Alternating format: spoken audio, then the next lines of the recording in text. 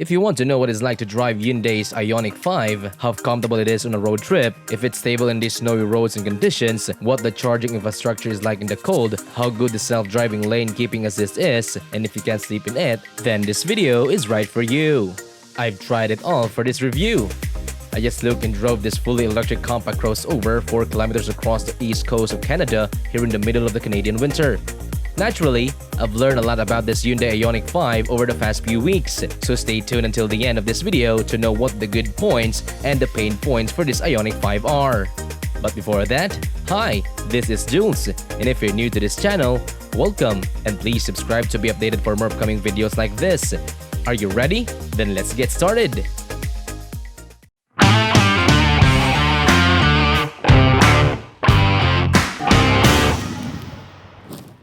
From what you can see of this car online, it seems small. And let me be clear about this, it isn't very big, but it's also not a Volkswagen Golf.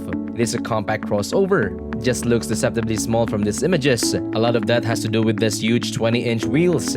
They look amazing with this turbine pattern on the outside and these futuristic fractal shapes on the inside. The IONIQ's 5 side profile reminds me of a less boxy Lancia Delta Integrale or a Hyundai Pony.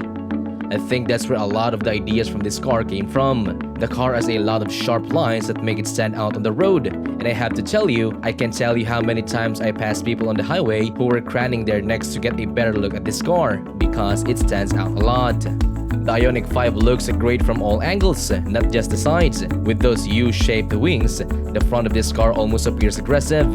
It has daytime running lights and eye-catching triangular arrow that illuminates across the front at night, giving it a one-of-a-kind appearance. It even has a small battery indicator in the middle of that arrow that lets you know how charged your phone is when it's plugged and charging.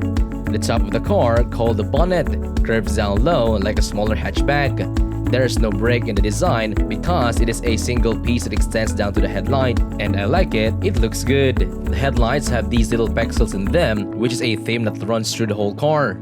Even better are the taillights. Now, it looks like these red pixel lines should light up in this whole back panel. But unfortunately, it is the only parts with the taillights in the strip across the back, but I still love it. I like how it looks. I like that it makes me think of the DeLoreans from the 1980s. The door handles also have this little pixel design. When you get close to the car, they'll pop out of the body so you can easily open the door. The charging port is another place where you can see the pixel design. On the outside, 5 small pixels tell you where to push to open the door. Then, when you open the door, there are 10 more pixels that show how much charge is left in the battery. We'll talk about the charging speed a little bit later. But Hyundai says that with a 350 kilowatt-hour charger, you can go from 10% to 80% in 18 minutes. Now, my experience with the charging speed has been very different, but as I said, we'll talk about that a little bit later. I think this is one of the best looking EVs on the market, especially for its price. Yes, if you go to the top of the market, you can find things like the Porsche Taycan and the Lucid Air, which are a little bit cooler than this. But as I already said, people like this car. No matter where you go, someone will always stop to look or take a picture. And they should for sure. They should like the way this car looks, which is great. But what does the inside look like? Well, to be honest, there are some things I love about this and some things I don't like at all. The white inside of this model gives it an overall clean look. The place has a feeling of openness and simplicity.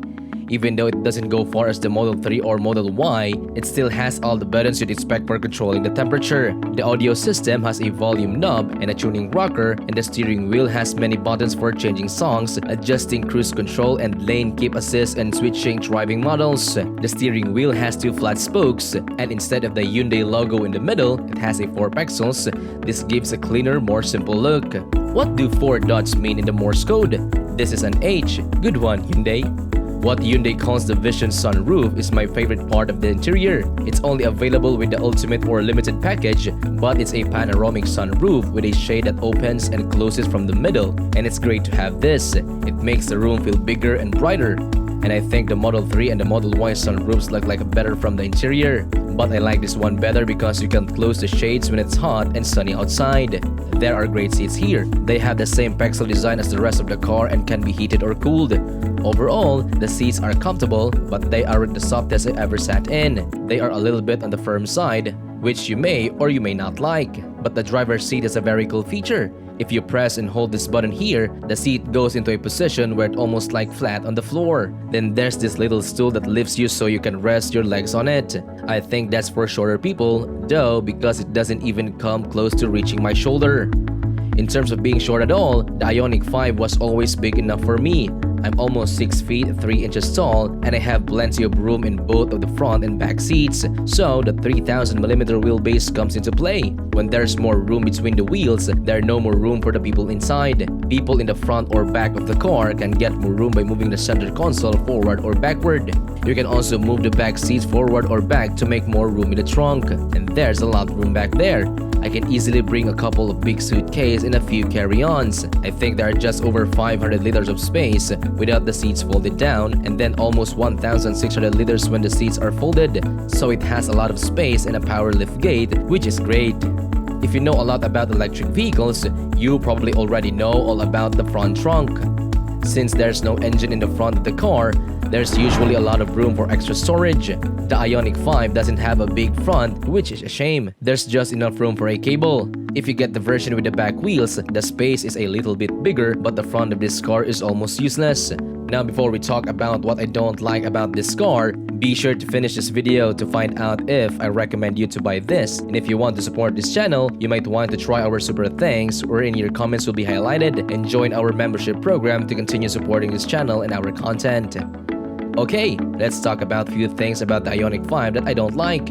The first thing I don't like isn't a big deal, but I don't like these strange door trims. It's like this soft plastic made from recycled plastic. I understand why they did it too. It's all about being green and eco, but I think it's look kind of cheap. Most of the interior is made of this soft touch plastic, and the fit and finish are great, but this part seems a bit off to me. Then there's the matter of the USB port. There are 2 ports in the center console, 1 below the dashboard and 2 in the back for passengers, but none of them are USB-C. All of them are USB-A.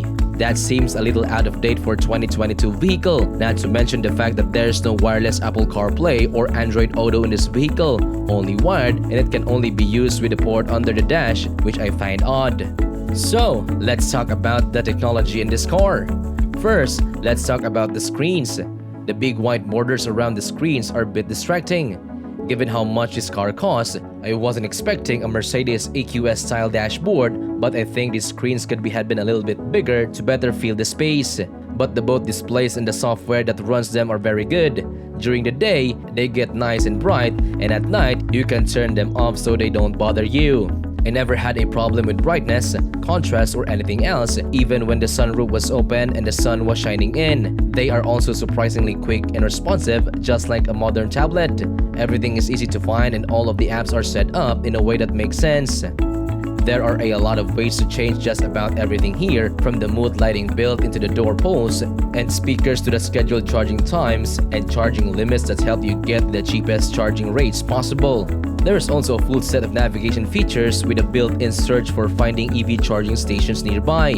Most of what I don't like about the IONIQ 5 infotainment system has to do with the entertainment part. There's a lot of information and settings, but almost nothing to do while you're waiting for your phone to charge. There isn't anything like Netflix or YouTube, and since video apps don't work with the CarPlay and Android Auto right now, you can't use the displays to watch videos without rooting your phone and messing with it a lot. Tesla is a miles ahead of the car makers when it comes to entertainment, and I hope that Hyundai can catch up. Sitting at a charger for a long time with nothing to do isn't very fun, is it? But the IONIQ 5 from Hyundai has an AC outlet, which the Tesla Model S does not. You can plug in almost anything with 2 or 3-prong plug in the space under the back seat. It's part of the V2L feature, which stands for Vehicle to Load. The ultimate or limited trims also come with a small adapter that you can plug into the outside of the car to power things like coffee makers, electric stoves, and other appliances. This car's best tech features have to do with how to drive it. For starters, this version of the car has augmented reality heads-up display that shows your speed and speed limits, turn-by-turn navigation, blind spot sensors, and a bunch of other things right on the road in front of you, so you don't have to take your eyes off the road. This car has a lot of cameras all over it. There is one at the top of the windshield, one between the headlights, one under each side mirror, and one in the back. Each camera is used for something different. For example, when you turn on your turn signal, the side cameras turn on, and the feed from the camera shows up the screen in the front of you so you can easily check your blind spot. This is helpful and it's one of my favorite features. Both of the front cameras are used to help the car stays in its lane and help the driver on the highway. This car can actively steer to keep you in the middle of the lane as long as it can see the lines on the road. This thing works so well that you could take your hands off the steering wheel for a minute or two and the car would still go in the right direction the whole time. It's a little bit too busy. I mean, the wheel moves slightly to keep itself in the middle, but once you get used to it, it's very comfortable. It makes driving on the highway a lot less tiring.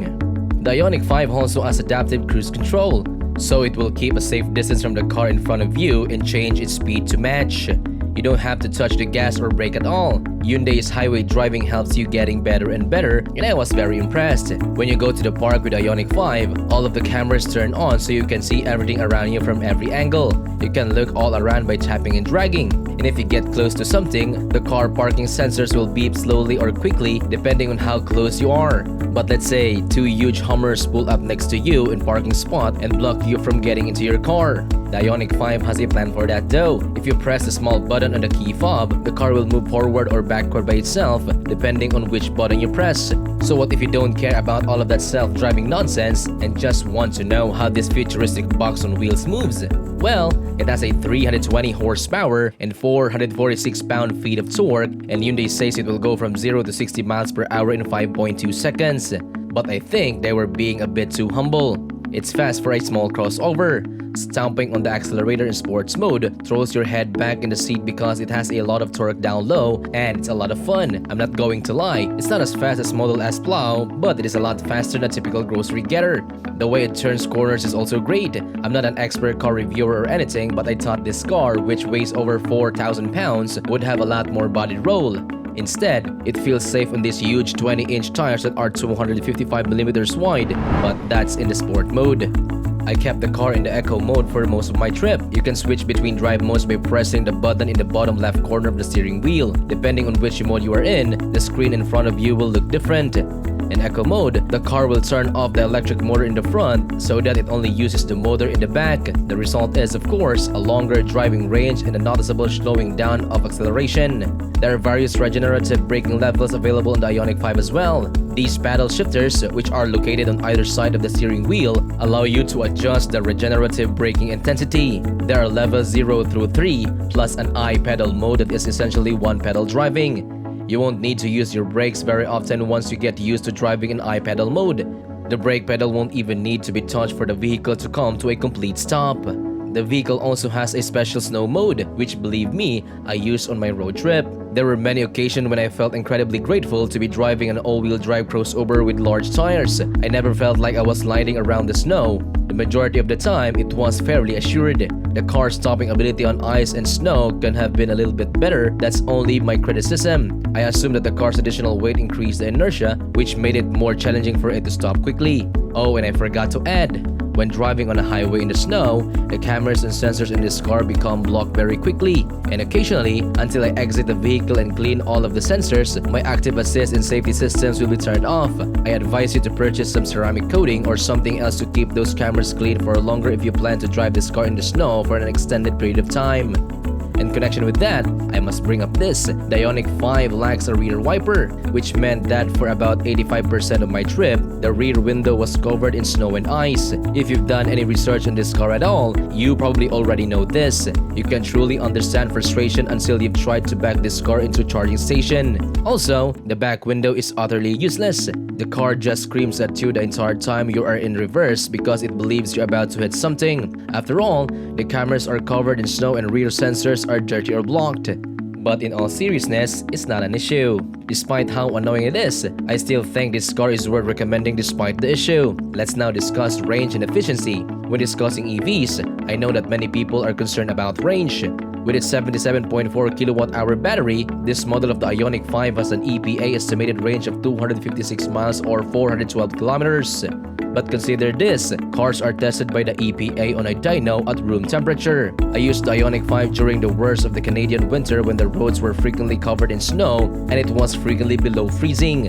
I fell far short of the predicted range. Great if you reside somewhere warm like California. With this car, you probably get a lot more range. However, the weather is less than ideal up here. After using it for a while, I discovered that the IONIQ 5 is much more productive in a city than it is on the highway. Now, that's typical of all EVs, but the IONIQ 5 in particular. With so much air resistance, it simply isn't very efficient at highway speeds. Keep your speed below 110 for the best range. The average efficiency after driving 4,000 kilometers was 25.2 watt-hours per 100 kilometers. You can do whatever you want with that number, but bear in mind that it was typically around -8 Celsius. Additionally, I spent a significant amount of time driving on snow tires, and that brings us to the situation with the charging. Okay, so the IONIQ 5 is one of the EVs that can be charged the quickest currently on the market. Those are ideal circumstances. In Canada, the wintertime cold causes a significant slowing in charging rates. At an electrified Canada charger, I was only able to achieve a maximum speed of about 150 kilowatts, which is still swift. However, don't anticipate being able to enter a gas station, grab a bottle of water, and then exit with a fully charged vehicle. At least not during the winter, so it's unlikely that will ever happen. The infrastructure for charging itself is the other problem. It's simply not ready yet. The majority of the fast chargers along my travel routes only had 50 kilowatt capacity. It would take over an hour to charge the IONIQ 5 from 10% to 80% on one of those. Moreover, I encountered some problems with some 350 kilowatt fast chargers in locations like Petro-Canada, where the speeds would increase 70 kilowatts but would then simply stop increasing. It will take some time for all the kinks to be worked out because this technology is still fairly new. But guess what? That's rarely going to be a problem for you unless you're the kind of person who commutes, say, 400 kilometers a day, because your car will always be fully charged and ready to go if you install a relatively inexpensive level 2 charging station at home. What do you think of the Hyundai IONIQ 5 now that I've said all that? The fact that I purchased one of these cars is the best recommendation I can give it. This, in my honest opinion, is among the best electric vehicles currently available in its price range. The IONIQ 5 has a starting price of 45,000 Canadian dollars for the base trim and rises to about 60,000 for the limited or ultimate trim that I have here. I believe these prices are reasonable given the features being offered. Thanks for watching. Please subscribe, like, and share this video. And since we're talking about crossover car, did you know Mercedes-Benz Maybach is the most luxurious electric crossover car on the market? If you want to know why, then click and watch the next video here.